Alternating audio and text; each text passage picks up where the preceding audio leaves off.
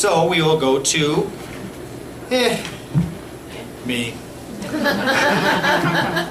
My name is Tom Hernandez. I'm originally from Joliet, East Side boy. A few generations behind Bob, but we know the same areas and all the same stories, right? Now I live in Plainfield. I am also a writer and a communications professional and have published 3 books, including The Edge of Middle, my latest one, which is a collection of essays and poetry and short fiction that kind of explores the path to and through middle age. I was going to read something else, and maybe I will still later, but I just had an inspiration. So, if you don't know, and God, how could you not know, I am a new grandpa. Yay! And I am so in love with my granddaughter. And so I was thinking about, she just turned 1 a couple weeks ago, and so I was thinking about my oldest daughter, her mom, and one of my favorite stories about my daughter, Emma, is in this book, and it's called Chocolate. Soundtrack. They're making a chocolate drink right now. The symmetry is amazing in this place. Chocolate. My wife stopped chewing her Sunday morning toast and lowered her coffee cup. The inordinately long pause between bites was a clue that she was waiting for me to look up from the magazine I was reading. I raised my eyes. I need to talk to you about something serious. Okay. Now, it sounds terrible, I admit, but my first thought was, how much money do you want now?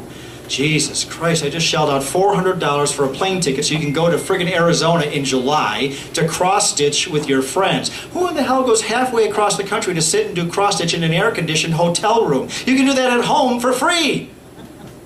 I was really working myself into a mental lather, ready to fire off both barrels at the first sign, the first hint of a request for more cash, when she finally revealed her real point. Luckily, I said none of this before she dropped the real bomb. Emma is talking about moving in with Jake in June. I'm pretty certain my heart stopped beating for a second. At least that's one explanation for suddenly losing my breath and feeling like a cabinet had just fallen on my chest. Now don't look like that, she gently chided.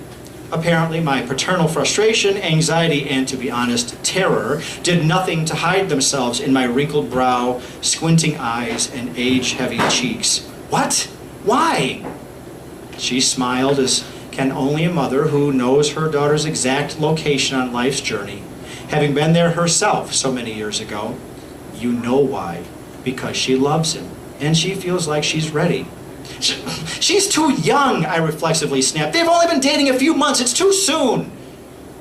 My wife adopted the honey-coated, deliberately paced tone, verging but not quite crossing into condescension, that one uses with a small child, an Alzheimer's patient, or a person with mental handicaps.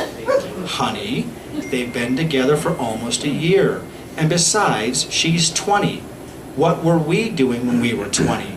Aha! She had inadvertently given me the exact opening that I needed to make an indisputable point. Finally, an argument that I could win. I know exactly what we were doing, and that's why I don't want her to move in with Jake, I shouted, not even trying to disguise or sugarcoat my sarcasm. And besides, that was different. That was us. This is my daughter. Those are the words that spilled from my mouth, but they're not the words that swirled in my head. Those words, forged in the fiery flames of paternal angst, were, that's my #1 baby, my shiny eyes, my Cosby buddy, my little ball of purple cheese, my princess, the one I held in my arms first while you slept off the knockout drugs, my first date to the daddy-daughter dance, the one whose broken heart I helped fix when her first boyfriend, Adam, broke up with her after about 30 minutes when she was 5 and he was 6, the one who rode her bike without training wheels on the very first try and left me cheering and smiling at the curb as she tore off down the street, who suffered and endured and survived a learning disability and called me, yes, me, crying with joy and pride on her 8th grade teacher's phone when she finally learned that she'd earned a spot in a regular ed classroom, and who loves to read and to write because of me, well, you too, but mostly because of me, and enjoys to this day going on book dates with me just to smell the paperbacks and to spend some alone time together.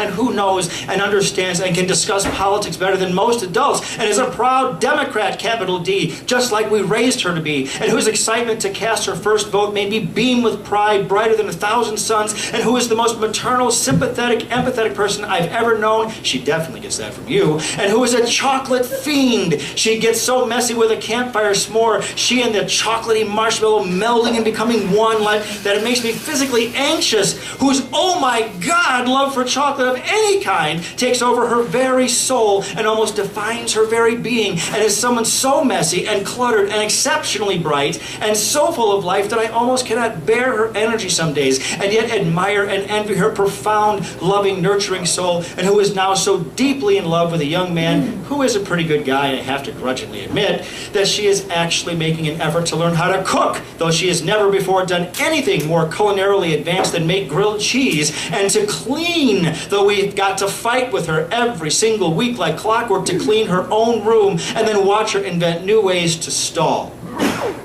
And most of all, I don't want to lose her yet. What will it mean for me as dad if she goes? That's what I really thought. Then, after what must have seemed like minutes to my wife, it felt like hours to me, I broke my gaze from my wife's and looked back at my magazine. It was the only way to hide the tears forming in the corners of my eyes. Words lined up on my tongue, perched on my lips, ready to leap out and attack. No, no, 1,000 times no. I don't like it. I don't like. She can't. I can't. She. I. But I said nothing. As the only man in a house of women, other than the dog, to whom they cater, I could not, I cannot win this fight. Unfortunately, the battle is not with my wife, or even my daughter, who is indeed a responsible, mature, thoughtful, intelligent, active, and successful young adult. Rather, the enemies here, as real and predictable and heartbreakingly invincible as the sun rising in the morning, despite their lack of physical presence, are the two worst adversaries any parent, and certainly any father of daughters, has ever confronted: time and love. Thank you.